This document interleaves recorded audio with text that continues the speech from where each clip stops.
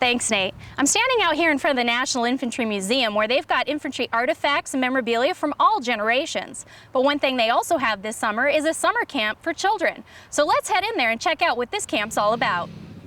Another service you may have noticed some differences to is the Army's Medical Command, both here at the hospital and other locations, on and off post. For those of you that like live Christmas trees, you want to make sure that you pick out a fresh one. So what you want to do is when you look at your tree, you want to bend the stem backwards. When you let go, it should spring right back into place. Thanks, Nate. You know, Fort Benning has a lot of outdoor recreation areas, whether it be Russ Pond, Kings Pond, or even various spots along the Chattahoochee River. Well, while people are enjoying these areas, sometimes things get left behind that really shouldn't be, like litter and trash. So the Fort Benning community is out here today in an event called Help the Hooch, where they plan to make a difference.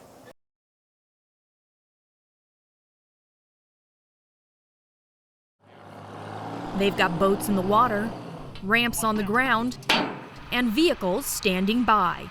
It's the 362nd Multi-Row Bridge Company. We're good, come on. And they're ready to construct their stuff. Today, what we're doing is a demonstration for what an actual MRBC's role in a full closure for a combined arms gap crossing. Going through all the steps, the engineer regulating point, the call forward area, all the different and various steps that go into an actual deliberate division level crossing. As one of only 5 companies in the Army with this capability, post commanders had the opportunity to see these engineers in action and how they support a 160-meter gap crossing. It's important because anywhere we go as an Army, there's always going to be a gap to cross, whether it's a dry gap or whether it's a wet gap, but we're always going to have to cross a gap. The 362nd MRBC launched and connected over 20 individual pieces of bridge to demonstrate what it would take for a division-level crossing, a feat that requires reconnaissance, teamwork, muscle, and communication. We'll launch all the boats into the water, and once all the boats are in the water, then we'll start launching bridge pieces. The boats will catch the bridge pieces and they'll connect them together. With the bridge in place, safety checks were made to ensure every latch is thrown and every pin is in place. I take this bar, this 60 bar we call it, and I'm feeling for the pin. So we got 2 clasps down here and the pin sticks out slightly and we can feel it. And that's what's holding the 2 bays together. That is the main force that's holding these 2 bays together, through current and through all the weight of the vehicles that are crossing. These bridges are an integral part of troop movement, getting troops and supplies where they need to be. The adrenaline's rushing, but at the end of the day, you know, we focus on the mission and why we do what we do. You know, because there's soldiers that need to get to the other side, whether it's to help other soldiers or get supplies to other soldiers, or to be the initial striking force. And at the end of the day, soldiers of the 362nd MRBC wouldn't have it any other way. It's fantastic. It's definitely something that you can wake up in the morning and just love your job, because it's not the same every day. And never a dull moment. Melissa Bell, Fort Benning TV.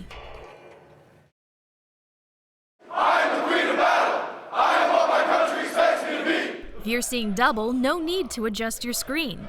These basic training graduates are twins, and there's 2 sets of them, which proved to be quite a surprise for the drill sergeants. We were standing formation to get next to each other, and they both looked at us like, holy crap, you guys are twins. So what's it like going through basic training with a body double? Well, it's no easy task for their drill sergeant.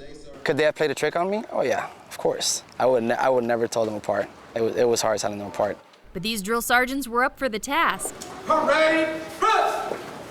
And seeing as this was basic training, there wasn't any messing around. I didn't want to cause any trouble with the drill sergeants or any COs or anything like that. We didn't want to get smoked, let's put it that way.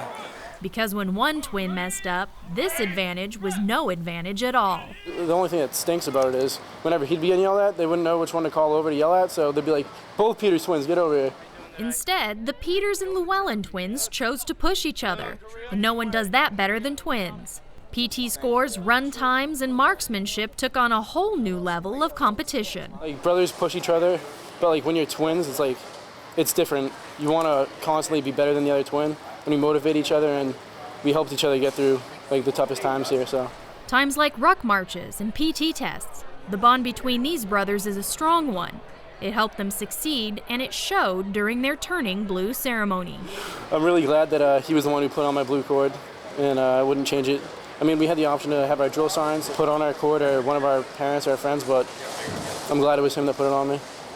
As they made their way across Patriot Park and became the Army's newest infantrymen, the term "a brother-in-arms" takes on a whole new meaning. Melissa Bell, Fort Benning TV. The wives of the 4th Ranger Training Battalion got down and dirty as they participated in the Darby Ranger Wives Challenge. We're out here today. It's a family event for all the families of the men that work at 4th RTB.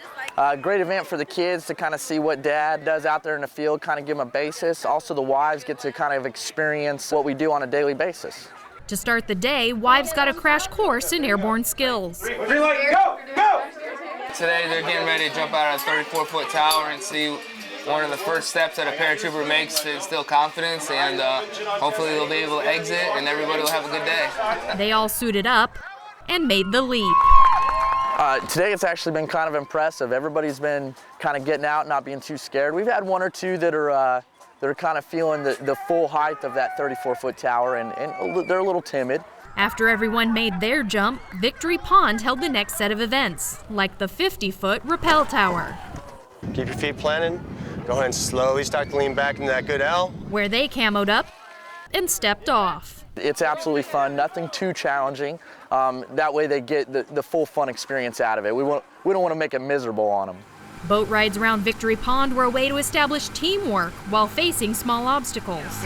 All right, sir, let's give him some waves. All right. Because up next were some real challenges, where wives proved their mettle at the Malvesti obstacle course. It definitely was encouraging to kind of boost each other's morale and, you know, give that extra little kick in the pants when you needed it, because that's what he did for me today. One more. It's for morale for the unit. It's just so important. Being a family member is probably the hardest job in the Army, so, you know, we appreciate what they do and all the support that they give us, and, you know, this is just us kind of giving back to them.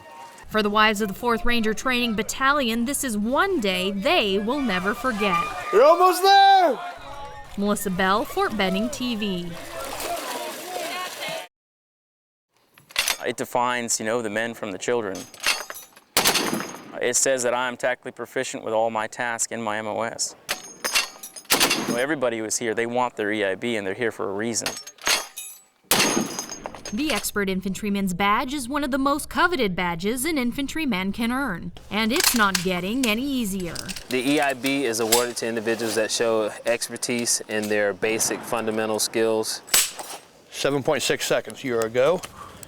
The test is designed, it's rigorous, it's mission focused, and it encompasses the fundamentals that an infantry soldier is expected to demonstrate on a daily basis. And the test this year was more vigorous than ever, as candidates faced 9 new weapon systems in the Master Skills testing. Last year at the EIB here on Fort Benning, they had decisions tasks that had to be properly executed during the testing. They chose to take those out this year and put in the MST tasks. I like it because it actually brings soldiers back to the old style EIB. You know, it's a task that needs to be completed in order, and everybody needs to know that sequence. Candidates who tested for their badge this year had to perform basic function tests on these 9 weapons, including a 50 cal, a 9mm pistol, and an M249, prior to starting their lane. When he initially goes into that lane, he'll have 3 weapon stations in which he'll have to successfully negotiate in order to move forward to the sticks lane. At this point, you must load a Mark 19 40mm grenade machine gun. Perform immediate action on a Mark 19 40mm grenade machine gun and unload and clear a Mark 19 40mm grenade machine gun. Begin. If you just perform the test measures the way the instructors are teaching you, everybody should be a go at their station. Although the test was rigorous, candidates were given every opportunity for success, including a week-long train-up to familiarize themselves with each portion of the test and practice on every weapon system. My graders, they're going to teach the tasks as standard. We've given them every piece of information and the equipment that we can provide them. We're going to give them the best training that they need. As long as they're motivated, they pay attention and give it 100%, they will achieve their EIB this year. And for this class, out of over 500 candidates, 63 did just that, with 14 True Blues passing every task. Melissa Bell, Fort Benning TV.